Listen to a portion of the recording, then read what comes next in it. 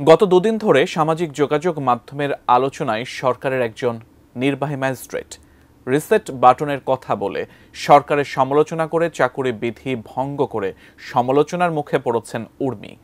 তাকে নিয়ে কথা বলেছেন প্রবাসী সাংবাদিক মুশফিকুল ফজল, সিনিয়র আইনজীবী জেড আই খান পান্না সহ অনেকেই। আবার অনেকের ধারণা আলোচনায় আসতে ইচ্ছা করে এমন মন্তব্য করেছেন উর্মি।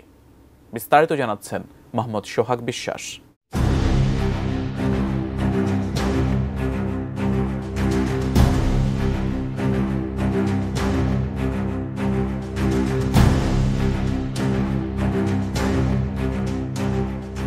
জুলাইয়ের গণবিপ্লব ও শহীদ আবু সাঈদকে নিয়ে বিতর্কিত মন্তব্য করে সমালোচনার মুখে পড়েছেন তাপসী তাবাসসুম উর্মি। এরই মধ্যে লালমনিরহাট জেলা প্রশাসন কার্যালয়ের নির্বাহী ম্যাজিস্ট্রেট তাপসী তাবাসসুম উর্মিকে সাময়িক বরখাস্ত করার ঘটনায় মুখ খুলেছেন জাতিসংঘ ও স্টেট ডিপার্টমেন্টের স্থায়ী সংবাদদাতা মুশফিকুল ফজল আনসারি।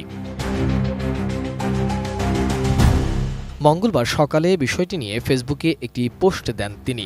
সেখানে তিনি লিখেছেন, তাবাসসুম যদি ভারতে আশ্রিত বিচ্ছিন্নতাবাদী পলাতক স্বৈরাচারিণী গর্বিত উত্তরাধিকারিণী হতে চায় হোক, কিন্তু প্রজাতন্ত্রের কর্মচারী হয়ে ম্যাজিস্ট্রেটের আসনে বসে সরকার পতনের হুঙ্কার দেবে, এটা সহ্য করা যায় না।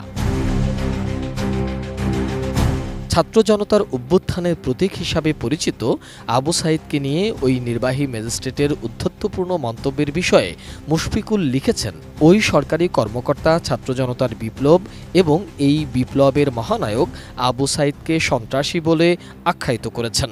খবরে দেখলাম অ্যাডভোকেট জেড আই খান পান্না তার জন্য দরদি হয়েছেন।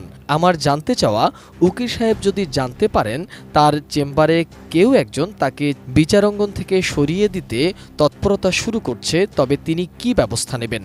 তাকে কি অবলীলায় তা করতে দেবেন?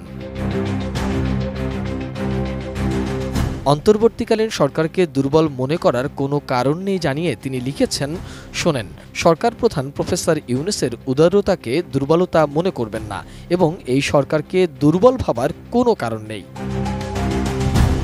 ডিজাইন, এলিগেন্স, বিউটি, সেরা পণ্য সবার জন্য জেভিকো।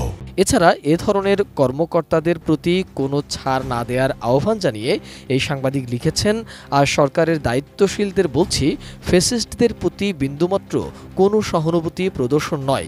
নিরপেক্ষতার নামে কেউ যাতে খুনিদের পক্ষাবলম্বন বা পুনর্বাসনের চেষ্টা না করেন, বাকিটা আর পাবলিক করতে চায় না। এর আগে বাংলাদেশের প্রবীণ আইনজীবী advocate Z I Khan Panna উর্মিকে স্যালুট জানিয়ে তাকে আইনি সহায়তা দেওয়ার আশ্বাস দেন।